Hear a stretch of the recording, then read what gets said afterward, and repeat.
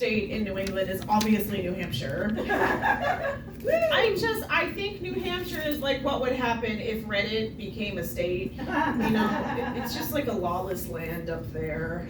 It's mostly white guys with beards with a lot of opinions. Anyway, like I was saying, I really, really love how we can provide a stage for newer comics. And this next person coming to the stage, I saw her type 5 and I was like, oh my god, that's a really freaking good type 5. For those of you not like in the know, a type 5 is just like your tightest 5 minutes of material that comics do.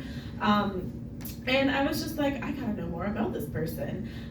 So this person, she has told me that she is largely coming out tonight because her cats believe she needs more of a social life. So she's here for them, all right? She's here to give them a break. Please welcome to the stage, Mell Honeywood.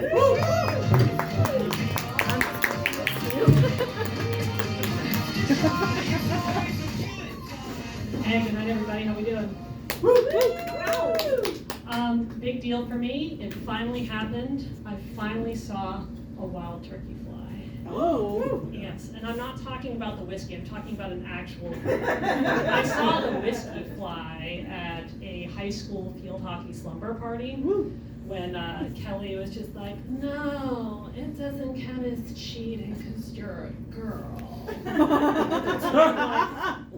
I'm gay, I'm not dumb, like, we're not doing that, sober up, bitch. But no, I saw an actual turkey fly, and this is something I've been waiting for 17 years, and you might be thinking, Mell, 17 years is a very long time to be waiting to see a turkey fly. What is the origin story? Walk with me back to the whimsical year of 2007 when we thought George W. Bush was the dumbest U.S. president. I was working at a medical center, and 3 different times during my short internship, somebody was admitted to the hospital because, quote, they'd been struck by a flying turkey. That's not a joke, that's just facts. But can you imagine that, like, having to fill out that insurance paperwork? Can you imagine if that were your cause of death, struck by a flying turkey? Like, Thanksgiving's never going to be the same for your family. Well, you see, Timmy just hasn't been the same since the turkey took his father last year. Now when he sits down at the Thanksgiving table, his eyes are not full of thanks. They are full of vengeance. When he breaks that wishbone, he only wants 2 things. He wants his father back, and he wants revenge. But anyways, I did. I finally saw a turkey fly, and I lived to tell the tale. I was driving through Brookline, minding my own business, and there in the park, there was a gaggle of turkeys, and then one just shot up like 20 feet into a tree. I'm sorry, you're not adequately impressed. These birds are huge. I looked it up. Even the small ones, they weigh between like 7 and 12 pounds. And that's the size of a newborn baby. And you can't throw a newborn baby 20 feet into a tree. They get really mad at Brigham and Women's when you do that. So anyways, I'm a mom. And now that I am a mom, I have a new appreciation for my own parents. They say that when you become a parent, you now like get to experience things and you have a new appreciation. And I will say, now that I have a 6-year-old, the drinking makes a lot more sense now. To be fair, there are 4 of us in my family. We're a decently large family, and my mom was doing it on her own since the turkey incident. That's right, guys, I'm Timmy. No, I'm just kidding. My family, my parents got divorced, like a normal broken family. But no, she was doing it all on her own, and by all accounts, she did a really good job. All 4 of us, we had a home-cooked dinner every night, we had a safe and stable home life, and all of us graduated high school and moved out of the house. So, by pretty good measures, she did a great job. She almost did too well, because I hadn't considered the fact that she was a functional alcoholic until she retired and no longer had to function. Now I just get drunk dials from her on a Tuesday being like, Melissa, you gotta go to Frugal Fanny's and get new work clothes. You gotta look up for work.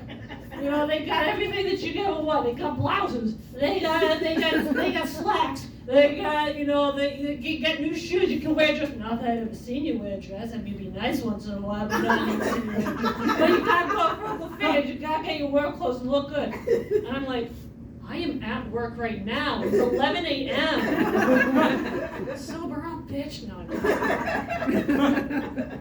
But now she's getting older. She's a grandmother now because I have my own kid, and she's doing old people things now. She is taking up golf. She's retired. She's posting problematic stuff on Facebook. And, you know, it starts this morbid thought cycle because she lives on Cape Cod, and that's far away. And you know what they have a lot of on Cape Cod? Old people. Yep. You know what they also have a lot of on Cape Cod? Cemeteries related. You know what they also have a lot of on Cape Cod? Turkeys. I'm just saying you do the math. And that's technically my time, but because I'm brought up talking with 6-year-olds and 5-year-olds, I will give a joke that my 6-year-old told me recently that I'm hoping you guys will appreciate. So I can't take full credit for this, but my kid was like, "Hey, Mama, do you know what, you know that April showers bring Mayflowers, right?" I'm like, "Yeah, I did know that." "Well, do you know what Mayflowers bring?" "What, buddy?" "They bring pilgrims." And I was like, yeah, that's a good one, Sweet Pea. You know what pilgrims bring? Smallpox. You know what smallpox brings? 90% death to all indigenous people. And so not only am I a mom that you guys know, but I'm a fun mom. So, all right, guys, that's my time. Thank you so much.